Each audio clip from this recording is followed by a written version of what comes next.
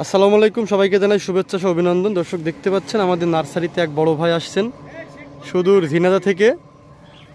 ভাইয়ের নাম হচ্ছে আব্দুল্লাহ।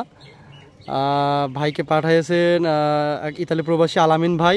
উনি হচ্ছে যে ইতালি থেকেই আমাদের কাছে এই যে G9 টিস্যু কালচারের কলার চারা অর্ডার করছিলেন, তো ভাই সেটা নিতে আসছেন, রিসিভ করতে আসছেন। তো তার কাছ থেকে আমরা শুনি। ভাই আসসালামু আলাইকুম। ভালো আছেন? আলহামদুলিল্লাহ। ভাইয়ের নাম জানো কি? মোহাম্মদ আব্দুল্লাহ। ভাই আসছেন কোথা থেকে? আসছি ঝিনাইদহ থেকে। ঝিনাইদহ থেকে G9 কলার চারা নেওয়ার জন্য। কলার চারা কি নিয়েছেন? কেমন চারা দিলাম আপনাকে? ভালো চারা তো। চারা কেমন চারা দিলাম সেটা বলেন। এই ভিডিও কিন্তু আপনার আলামিন ভাই আপনার কি হয়? আলামিন হচ্ছে আমার কুটুম। আপনার কুটুম কিন্তু এই ভিডিও দেখবে, স্পেশালি তার জন্যই করা। সে কইছিল যে আমার বউনায় আসবে, তার জন্য ভিডিও করতে, আমি চ্যানেলে দেখবো।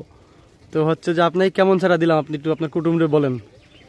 চারা যে নিয়ে যাচ্ছি, যে এইগুলা নিয়ে যাচ্ছি টিস্যু কালচার। Tissue culture. হ্যাঁ, এটা হচ্ছে টিস্যু কালচারের প্যাকেট চারা। এটা মাটি, এই নিচে আছে যেটা হচ্ছে মাটি। অনেকেই কোকোপিট দিয়ে রাখে, কিন্তু এই খরার সময় কোকোপিট দিয়ে রাখলে চারাটা ঝিমিয়ে যায়, মরে যাওয়ার সম্ভাবনা থাকে বেশি। আর আমাদের যে মাটির চারাটা আপনার মানে ঝিমাবেও না এবং মরার সম্ভাবনা খুবই কম। এবং আমি তো রোপণ করার পদ্ধতি বলে দিয়েছি, এটা কিন্তু 4 হাত পরপর রোপণ করতে হয় এবং নালা সিস্টেম করে নেবেন। নালার ভিতরে আপনি একটা চারার থেকে একটা চারার দূরত্ব দেবেন 4 হাত, অর্থাৎ 6 ফিট দিয়ে আপনি পানি দিয়ে দেবেন। এখন তো অতিরিক্ত তাপমাত্রা, আপনি দেখা যাচ্ছে 3 দিন 4 দিন পর একটা করে সেচ দিয়ে দেবেন।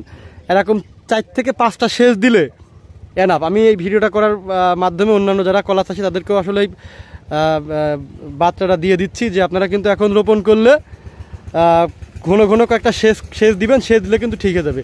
তো আমার কাছ থেকে কত পিস চারা নিলেন আজকে ভাই? 550 পিস। 550 পিস G9 কলার চারা। আর কি চারা নিলেন? আর পেঁপের চারা নিচ্ছি হলো 50 পিস। পেঁপের চারা 50 পিস। আপনার ঝিনাইদহ, আপনার ঠিকানাটা কোথায়? ঝিনাইদহ আমার ঠিকানা হচ্ছে হরিণাকুণ্ড থানা। হরিণাকুণ্ড থানা। গ্রামের নামটা বললে ভালো হয়। বড় ভাদড়া। বড় ভাদড়া। বড় ভাদড়া। ঝিনাইদহ থেকে অনেক ভাইরা আমাদের এখানে আসেন বা চারা নিতে চান, তারা কিন্তু আসলে এই যে বড় ভাইয়ের যে প্রজেক্ট হরিণাকুণ্ড থানার বড় ভাদড়া গ্রামে আপনারা কিন্তু যেয়ে সরাসরি G9 কলার যে প্রজেক্ট। চারা যাবে হচ্ছে চরখাজুরাই। কোথায় যাবে? চরখাজুরাই। চরখাজুরাই।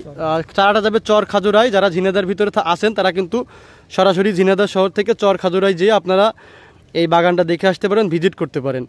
এবং ভাইকে বলবো যে রোপণ করার থেকে শুরু করে কখন কি দেওয়া লাগে, আমার যে নাম্বার আছে এই নাম্বারে যোগাযোগ করে নেবেন এবং আমার ইমো বা হোয়াটসঅ্যাপে সবসময় দেখাবেন, ছবি তুলে বা মেসেজ দিয়ে দেখাবেন যে এই অবস্থা। আমি যে পরামর্শ দিব সেই অনুযায়ী আপনি হচ্ছে যে পরবর্তী পদক্ষেপ নেবেন। তো ভাই অনেক ধন্যবাদ, আপনি আসছেন এবং আপনার হচ্ছে যে জন্য শুভকামনা রইল আপনার বাগানের জন্য। ধন্যবাদ। আসসালামু আলাইকুম।